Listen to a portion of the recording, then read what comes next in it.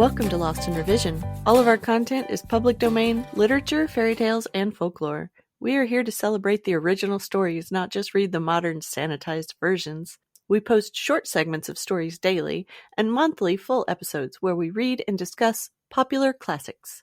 Come and find us on Patreon to listen to the full chapters early and without interruption.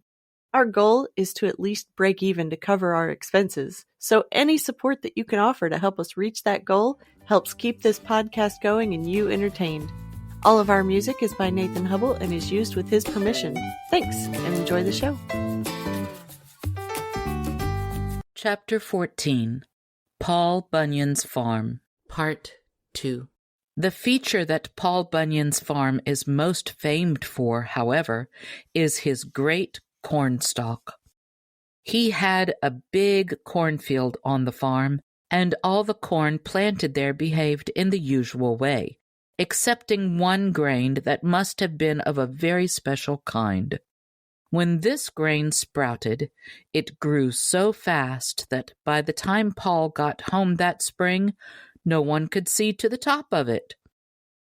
Paul decided that the best thing to do would be to get rid of it before it grew any taller, and so he gave orders to the 7 axemen to cut it down.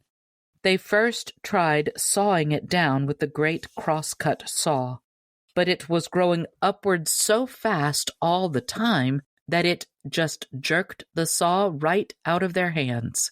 They tried chopping it down with their axes, but it kept on growing faster than ever, and they could never hit it twice in the same place so as to take out a chip. By the time they could draw back their axes and strike the second time, the mark of their first stroke would have grown out of sight above their heads. Paul began to see that the matter was getting serious, and he tried to think of some other way of getting the best of the troublesome stalk of corn. At last he had an idea that looked like the proper one, and he called all his helpers to him to work it out. "Big Charlie," he said to the oldest and biggest of the 7 axemen, "I want you to take a big coil of strong rope and climb up the stalk until you get near the top. Then tie one end of the rope to the stalk, drop the other end down so we can grab hold of it, and then we'll bend the whole thing down to the ground by pulling on the rope.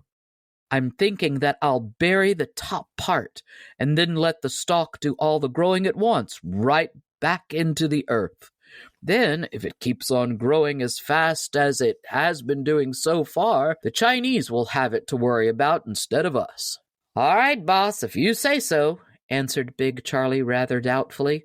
"I'm game, but it doesn't look like a very good plan to me." With some grumbling and many pessimistic shakes of his head, he fixed up a big coil of rope, swung it over his shoulder, and started climbing up the stalk. He finally got to the top all right, but by that time the stalk had grown so much that the rope could no longer reach the ground. "I knew it wouldn't work," growled Big Charlie to himself. "I guess now I had better be getting back down to the ground and tell the boss that he'd do best to get either a new idea or a longer rope." Disgusted with the whole plan, he started to slide back down the stalk. But to his surprise and anger, it kept growing upward faster than he could slide the other way. No matter how fast he went down, he was still going up all the time, for the stalk of corn kept carrying him higher and higher and farther away from the ground and food. Down below, Paul had waited for the rope to hang down within his reach, and when he saw it with the lower end dangling far above his head, he began to have a suspicion of what had happened. When many hours had passed and Big Charlie did not return to Earth, he feared for the safety of the axeman, and presently figured out the reason for his not appearing. It was well that he did so, or else the man up the stalk might have starved to death before he ever reached the ground again. "He must be getting mighty hungry by this time," said Paul to the others. "I'll have to get food to him in some way before he starves. Chore boy, Just you run into the house and get my big shotgun for me." And within a few minutes, the little chore boy laid the weapon in his hands.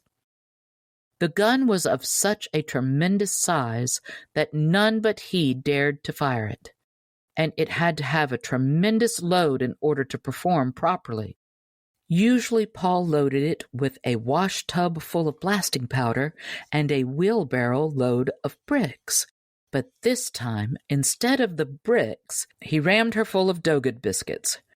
Then he took careful aim up the stalk and shot the biscuits up to Charlie. He kept on feeding Charlie in this way until the ears of corn began to develop on the big stalk. One morning, when he came out to shoot the unfortunate axeman's breakfast up to him, he found a number of fresh corn cobs scattered on the ground around the roots of the stalk. As all the grains were cleanly gnawed off the cobs, he knew that Charlie had now found food of his own, and so was in no further danger of starvation. Thanks for joining us today. Check us out on Patreon. The Storytime level is only $3, and you can help us meet our small goal of breaking even and covering our expenses. Your support helps pay for all of the things that podcasting requires, and helps keep this show alive and growing. If you can't afford to support us financially, go give us a good review, subscribe or follow, and share with your friends and family.